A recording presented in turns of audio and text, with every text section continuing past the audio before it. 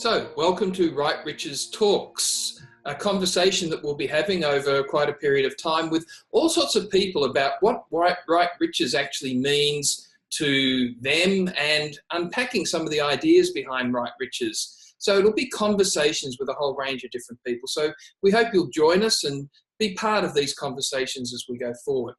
Now, what is Right Riches Talks? Well, one of the things that we want people to really get is that Right Riches is designed to really invite you to choose to add extra riches to your life and to inspire you to live your life from the elegance and the aesthetics and the decadence and the liveliness of it. So Right Riches has an immense capacity to add to our lives, and this is what these conversations and talks will be about. And the three of us, Lale, Hancock, and the two women, Chitisa and Steve, will be the hosts of these Right Riches Talks. And each week, we will have different themes that we're going to choose to create for each month. The thing in all of this is that this is a conversation that we're having. It's a series of talks that we're having. It's not a teaching, but it's more of an exploring and an unpacking of what right riches could mean in your life. And in particular, how you can take some of the ideas and some of the tools from right riches and create something that's even greater than what it is at the moment. Lale, what have you heard people when they've been talking about right riches, and we've been talking about, generating wealth and creating right riches? What are some of the questions that you've heard people asking, and some of the confusion that might be around about what right riches is actually all about? I think the first place is the title, Right Riches for You. Many people misidentify that if they're currently not rich, that maybe this is not a program for them, or that it's only about money and riches. So those are two of, I'd say, the top two things that I hear on a regular basis when people are chatting with us. When people hear the word riches, they already create the assumption and conclusion that it's not possible for them forever to be rich. And if that is the space they say it doesn't apply to me and it's not for me, then it is correct, because they're not going to be able to go out and see what else is possible. What would it take for me to have that and be that? This is the reason why the three of us had the conversation about what would it take for people to realize that right riches is for everyone. It's the choice that we all have to make. And if the people say, no, it doesn't apply to me, riches is just beyond my imagination, it's not truly possible, then, they're going to miss out on the space of infinite possibility that they can have. So it is a space that we all can have. And what would it be like if we start to be on the adventure that the right riches can give to all and every one of us to be and play together? Chitisa, when I worked in the corporate world, there was a very different way of looking at revenue, different way of looking at the way people got promoted and what was available for them when they took on additional responsibilities or took on additional management, whatever that was. Their way of climbing the ladder was how they can increase revenue coming into their own lives. But one of the things that I've learned actually with Right Riches is it's not just one direction. It's not that you have to do A to get to B. And that's one of the things that I just love about Right Riches is letting every single person know you don't have to do it the same way, one.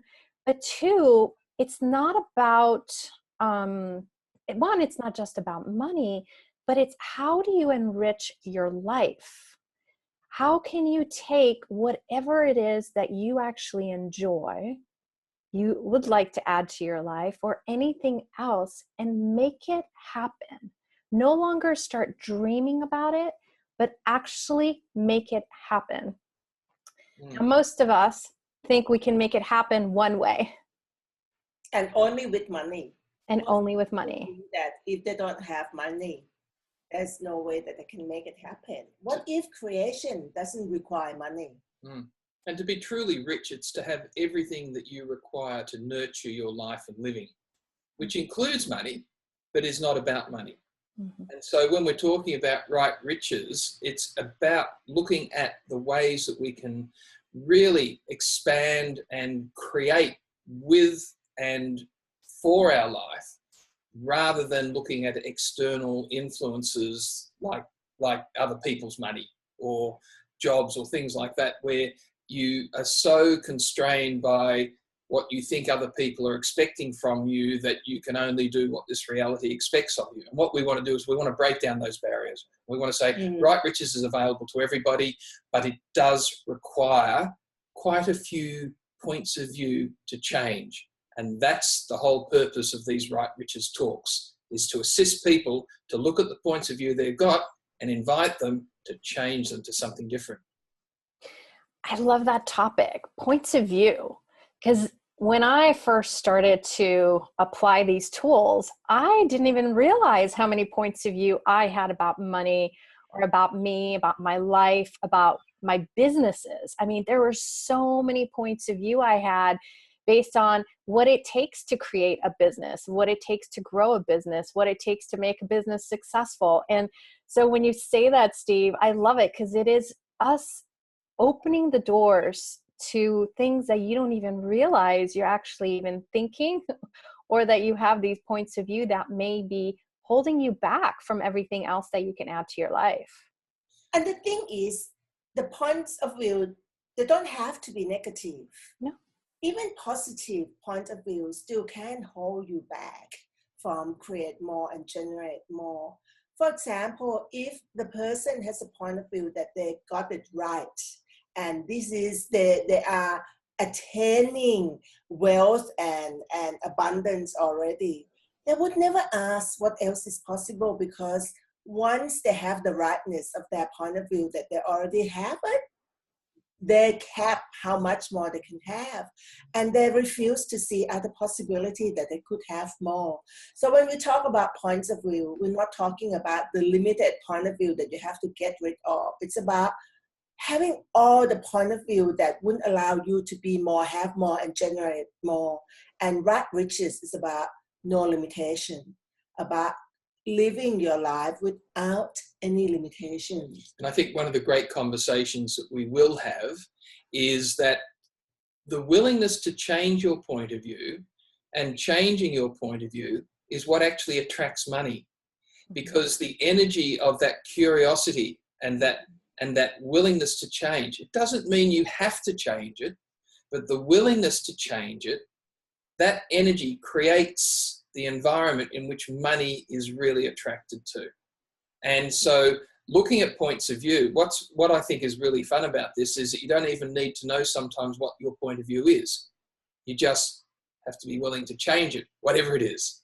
And it's from that space that actually creates your willingness to receive all of the possibilities that the universe has available to you, which have revenue attached to them, that until you're willing to change your point of view, the universe is trying to open a very, very tightly locked door, which you are spending all of your time and effort ensuring that it stays locked. And gee, that's a lot of work. It is, and I get that most of us don't even realize sometimes that we're even doing this. You know what I mean? So one of the things that I love is like the conversations, the classes, open it up for you to explore where you are actually holding on to some points of view that you didn't even realize. I mean, it's continuous for me. I realize places that I'm like, oh, again, I didn't even realize I had that point of view there. And once you do, once you put some light to it, it's amazing how easy you can alter it, change it, whatever it is that's required. That's exactly what you said, Lale, that most of us not even aware of our point of view. And if we're not aware of the point of view that we are using to create our life, we are actually being a victim to our point of view. Because if we don't know what it is, then it's victimizing us. Our points of view are victimizing us. And the easiest way to look at our points of view are that look at how we create our life. Let's say if we only make $100,000 a year income, what points of view do you have that would allow you to only make $100,000 a year income? Because as an infinite being, as the person who are capable to create and generate anything, we can create infinite amount of income, revenue stream in our life.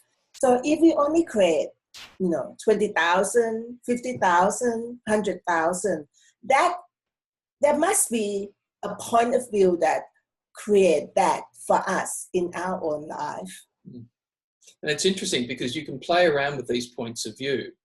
We did this recently with the CEO of a large organization because he was complaining to me that they're only a $50 million turnover organization. He's tried for 10 years to get it past $50 million turnover. And he said, 47 million, 51, 49, 50, 50. So that's what's been happening for 10 years. And so I said, well, what point of view would you need to have if you were turning over a $200 million organization? And he immediately started to list down all the different points of view that he'd need to have. And then he started to think that I tricked him, which I had. Of course you have. The thing is that just by looking at what those changes, the points of view, immediately he then started doing things differently. But it started from that change in point of view. So if you were to be a $200 million organization, now in your own life, let's call it 200,000 or 2 million or 20 million, whatever you feel uncomfortable with. And what point of views would I need to change? And what would I be and do if I was this? And what would I need to change now? And, very simple things like hanging out with other people that are, got $200 million turnovers. Start to talk the language of $200 million turnovers, starting to build your business so that it can be a $200 million turnover business. And all of a sudden, the creative juices start to flow. So if someone is thinking, I'm only earning 100,000 or 200,000 or 50,000, well, quadruple that and say, now what would need to change in how I choose to be and do, and what points of view would need to change. Now, from those points of view, now let's see what I can create. It's pretty instantaneous. So that's the power of changing points of view. And it's the curiosity, like you mentioned as well, because, I work with so many people that have different size businesses. It could be that they're entrepreneurs, small business, medium, more on the enterprise. And still, there's so many fixed points of views of who their clients are, fixed point of view of the services that they have. And what I love about what you just said, Steve, it is about getting them to be curious about what else can be possible beyond what they've already determined is their niche, or it's their area to focus on, or where they can grow, or how fast they can grow based on, best practices of what others have done. And that curiosity and the willingness to explore the other options, because they're infinite options. It's just, what is it that you would like to choose today out of that pile of infiniteness? So, it really gets me excited when we are able to have these conversations with people, and you can sense the light bulbs going in their head, because they've been kind of going like this the whole time. And now the curiosity and the infinite possibilities allows them to see it from such a different place. And our next episode that we'll be talking about will be exploring the multiple streams of possibilities rather than multiple streams of income. Because what we started to find is when we talked about multiple streams of revenue or multiple streams of income, people immediately went straight to the doing component without even looking at what would I need to be before I even looked at doing. So multiple streams of possibilities with revenue attached will be the next topic that we'll talk on in the next episode.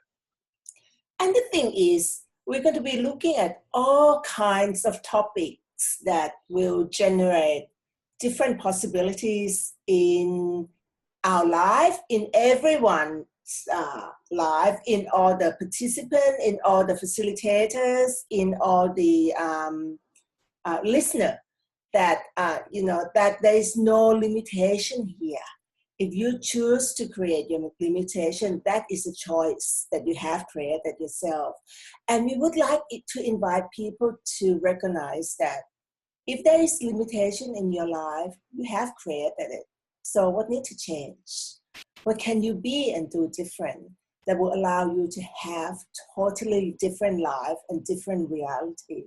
And that's why the Right Witches for You talks is being created right now to inspire people and to invite people to know that there are truly multiple possibilities out there if you choose. And so we invite everyone listening to this to join us for the upcoming episodes. You'll find some very, very interesting guests that we'll have on who will be talking about very, very diverse ranges of topics.